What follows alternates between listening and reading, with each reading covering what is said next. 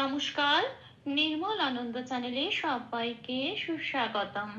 গুরুদেব প্রভু শ্রীকৃষ্ণ রাধা মায়ের আশীর্বাদকে সারথি করে শ্রীমদ্ ভগবত গীতার প্রণাম মন্ত্র দিয়ে শুরু করছি আজকের গীতা পাঠ।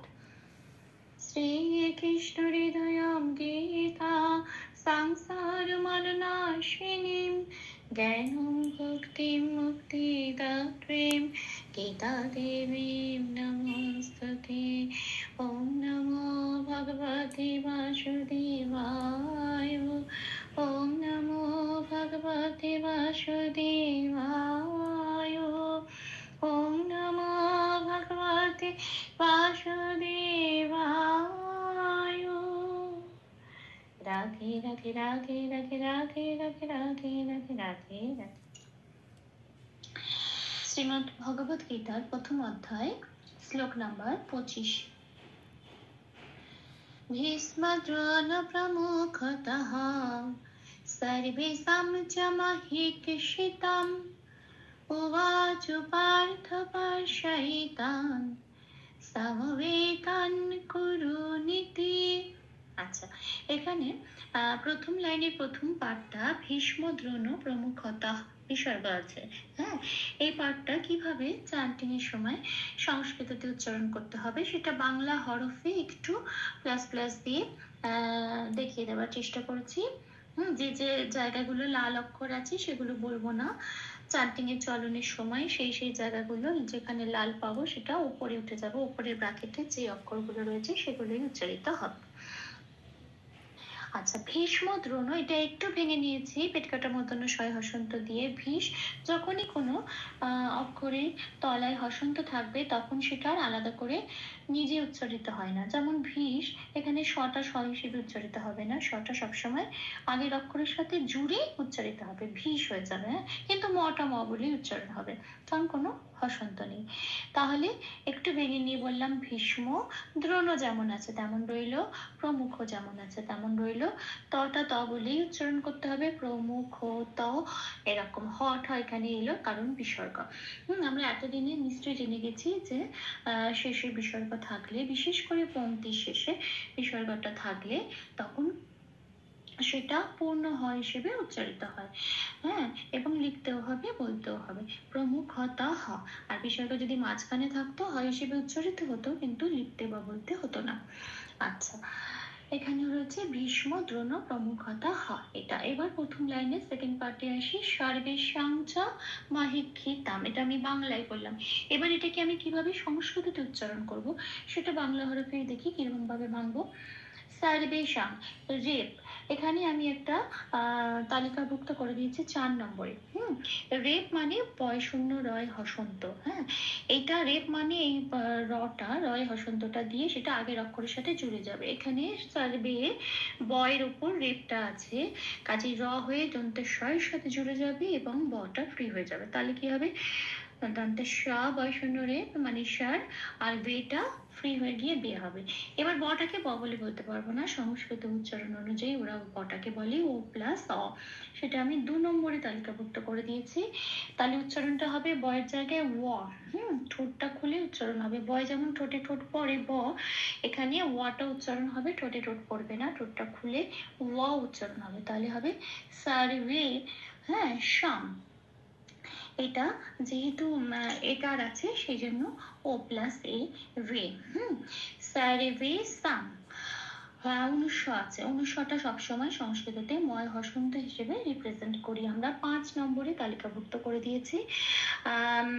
তাহলে এখানে হবে সার্ভে সাম চ, চ যেমন আছে তেমন থাকবে, মহীক্ষিতাম। হ্যাঁ, এই যে মহীক্ষিতামকে ছন্দের সুবিধার জন্য একটু ভেঙে নিয়েছি, ক্ষীয়টাকে একটু ভেঙে নিয়েছি।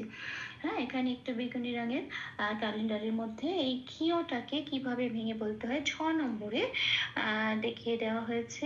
কয় হসন্ত প্লাস পেট কাটা মধ্যমূল স মিলে ক্ষীয় হয়।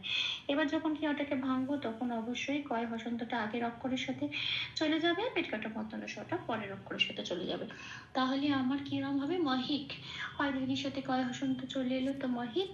হ্যাঁ, কয় হসন্ত লেগে গেছে, কটা আর আলাদা করে ক বলে উচ্চারণ করতে পারবো না, সেটা সবসময় হয় দীর্ঘের সাথে জুড়ে উচ্চারিত হবে, মহিক। আচ্ছা, শীতাম। শীতাম মানে মানে পরীক্ষাটা মতন শটা পড়ে রইলো, সেই শটা নিয়ে হলো শীতাম। ময় হসন্ত এটা অলরেডি রয়েছে, সেই জন্য তামও শীতামও বলতে পারবো না, যেহেতু হসন্ত আছে আগের অক্ষর মানে ত আকারের সাথে জুড়ে এটা উচ্চারিত হবে শীতাম। তাহলে মহিক শীতাম পেলাম কি সার্বে শাম ছ মহিক শীতাম। এবার আসি পরের লাইনে, উবাচু পার্থ পার্শ্বইতান। বাংলায় বললাম, এবার দেখি কিভাবে বাংলা হরফে সংস্কৃততে উচ্চারিত হবে এই জিনিসগুলো। আচ্ছা, উবাচু বটা যেহেতু ও প্লাস অ এখানে বয় আকার আছে, সেই জন্য ও প্লাস আ হয়ে বলতে হবে উবাচু। হ্যাঁ, আচ্ছা পার্থ রেপ আছে, র হয়ে আগের অক্ষরের সাথে চলে যাবে পয় আকারের সাথে, তাহলে পয় আকার বয়সন্য রয় হসন্ত হয়ে পার হলো, আর থটা যেমন আছে তেমন পার্থ পার্শ্বইতান। পার্শ্বইতানে তার সহায়িকা যেমন আছে তেমন থাকবে। জফলাটা 1 নম্বরে তালিকাভুক্ত করে দিয়েছি, সেখানে দেখলে বোঝা যাবে যে জফলাটা ওরা জ বলে উচ্চারণ করে না, সংস্কৃতিতে হর্ষই প্লাস অন্তস্থ ইয় হিসেবে উচ্চারণ করে। তাহলে পার্শ্বইতান, তাহলে এবার মানে তার বসয় হর্ষ অন্তস্থটা দিলে যেরকম উচ্চারণ হয় এরকম পার্শ্বইতান। হ্যাঁ, এরকম একটা উচ্চারণ হবে। পার্শ্বইতান নয় হসন্ত আছে, সেই জন্য তানও বলতে পারবো না, তান। তাহলে উবাচু পার্থ পার্শ্বইতান। আর কি হলো সমবেতান। হ্যাঁ, সমবেতানে তয় নয় হসন্ত আছে, সেই জন্য সমবেতান যেমন আছে তেমন, শুধু বয় যেহেতু একার আছে সেই জন্য ও প্লাস এ হয়ে সমবেতান হলো। আর করুনীতিটা যেমন আছে তেমন বললাম, তাহলে পেলাম সমবেতান করুনীতি। এটা হলো সেকেন্ড লাইনে, লাস্ট লাইনের সেকেন্ড পার্টটা। হ্যাঁ, এবার ভুল ত্রুটি একটু ক্ষমা করে দেবেন, আমি 3 বার করে চান্ট করে দেওয়ার চেষ্টা করছি অনুশীলনের জন্য। ভীষ্ম দ্রোণ প্রমুখতঃ सर्वेषां च महिक्षिप्ताम् उवाच पार्थ पार्षयितान् समवेतान् कुरुनीति। भीष्म द्रोण प्रमुखतः सर्वेषां च महिक्षिताम् उवाच पार्थ पार्षयितान् समवेतान् कुरुनीति।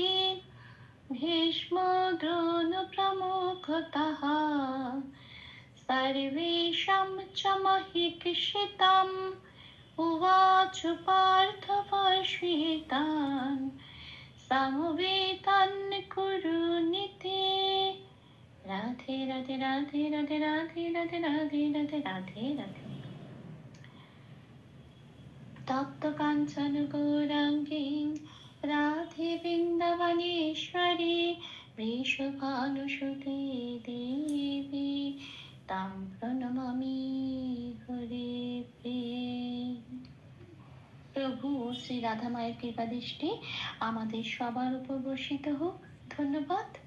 আপনাদের উৎসাহই আমার অনুপ্রেরণা। আমার সকল ভুল ত্রুটির ক্ষমা প্রার্থনা প্রভুর চরণে অর্পণ করলাম।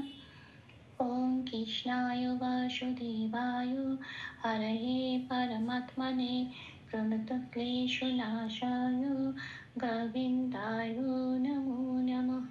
শ্রীকৃষ্ণার্পণমস্তু। জয় শ্রীকৃষ্ণ।